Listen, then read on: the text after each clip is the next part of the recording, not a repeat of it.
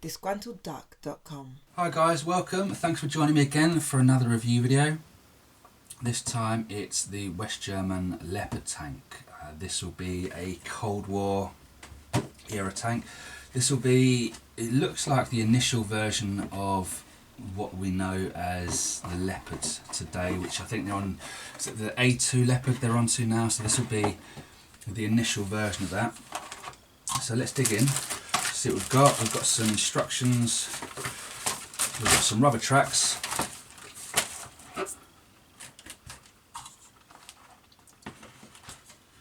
right, and we've got some instructions. It's a nice 1/35 scale Tamiya kit. You know what you're going to get. It's a simple, very simple build from the looks of it. Round about, oh, this one was cheap as chips. I think you can pick this guy up for about £13–14. Don't be paying more than about 15. It's a cute little kit, but I don't think it's going to be worth too much more than that. Right, so we've got our sprue pictures, we've got our list of parts. So is it going to tell us our paint colours in here? It doesn't appear to be, so it is quite an older kit. It's not giving us really a list of paint colours, but that's quite interesting. It's given us at the back some pictures of our tank, what we're building here, and it's given us some silhouettes of the other tanks at the time, and it's put them side by side so we can see what they look like. We've got a very simple graphic or picture to show us what our decals and paint scheme is. However, it doesn't actually show us what paints to use, but we know it's going to be a green. We can easily research that online. And we've got a set of decals. There's not a lot of information there at all regarding how we're going to paint or decal this, so this is definitely going to be something we need to research a little bit, because I have no idea how this should go. That's the first letdown I've had from a Tamiya kit. Usually they're pretty sharp on those things. But anyway, let's move on. So we've got our rubber tracks. If you've seen any of my videos, review videos, I always say wash these off soapy water, prime them well, paint them up, get them varnished, get them on. So the top of our tank, nice bit of detail, a nice bit of texture on the body, not a hell of a lot of detail. It's a medium to large size tank, erring on the large sides. Got a gap at the back there. I can already see somewhere, I've put it somewhere, there it is, we've got some mesh. So I already know that mesh is going to go in the back of that. That's going to be our engine cover. That's always a nice little thing. I do like, they do two types of mesh Tamiya. They do the solid metal and they do the plastic mesh, which is usually for the storage cages. But that's always a nice little addition. I think that's cute.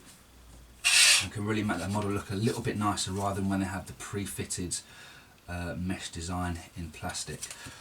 So as you can see, details fairly nice, what you'd expect for a kit of this price. This little anti-slip print at the front is going to cut nice with a bit of a wash. That's looking good. If we talk about the base, suspension's already fitted. Again, on many of these kits around this price, you can have the suspension pre-fitted. Good and bad, you know, it can be, especially if you're young, because I mean this says if you're under 10 years of age, modelling skills would be helpful. So I don't know when you turn 10, it's just they're naturally there. But definitely, if you're new to this, it can be daunting, some of these kits. You buy someone who's new a mini art kit, they will just shat their pants, to be honest, because it's insane. You know, so I guess that's why they call it mini art. So right, onto the turret. Again, there's going to be some bits we need to fit there. We've got our aerial mast at the back, it appears. Nice bit of texture on there. We've got some, we haven't got too much actually on now. I'm thinking we've got some cabling that runs down here, some metal cable. That'll pick up nice with a bit of a wash over there just to lift it off. Base of the turret, usually don't have much of a problem fitting together. Tamiya kits, they usually fit pretty nicely. When you get down to it, they're usually pretty clean. But I always find there is a tiny little bit of filling that needs to go around the edge. and all these turrets. I don't think I've had one that fits 100% perfect yet, but it's not a big issue, and it's, you know, it's why we do this. So, as I said, this is quite a small kit, so we're on to our final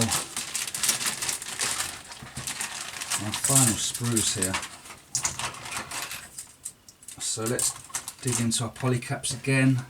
Oh, that looks painful. So we've got these, our ropes or our tow cables are actually made out of the polycap material, which terrifies me. I don't like polycaps. I mean, I like polycaps when they're inside the wheel and then you've got a separate cap. But when the polycaps have the actual nuts on as well, I don't like them, just because they don't hold paint that well at all. Again, treat them like tracks, wash them up nicely, primer, paint, varnish before you stick them on, otherwise the paint's going to go everywhere, they're just going to flake off. So there we go.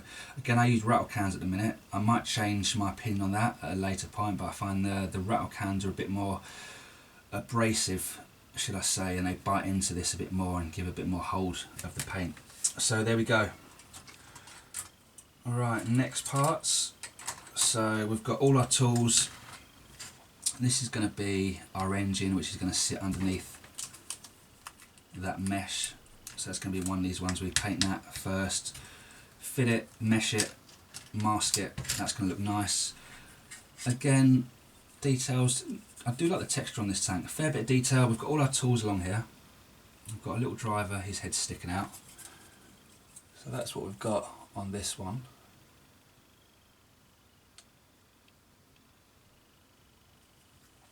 Nothing crazy, nothing to write home about. It should be a very quick build. If I can't build this in an afternoon, I'm really doing something wrong. We've got our gun barrel, our storage cage at the back, parts of our turret, our hatches. All looks pretty standard. I can see we've got our handrails here. And that's the first bit. I can see there's a little bit of flash on there. Not a lot, but it's going to need a little bit of sand. I think I might sand those guys while they're on the sprue steel, just around the edge, because I can just feel, I don't know if you can see, you're going to be able to get the detail of that. There's a little ridge on all of them. But anyway, that's the next part of sprues. Gun barrel, mostly parts of the turret. And if you haven't guessed yet what the final part's going to be, it is going to be the wheels. So have a little feel around. I can feel virtually there's no flash on these. So that's going to save us a good 20 minutes, half an hour in sanding. We've got our idlers, we've got our wheels, we've got our drive sprockets.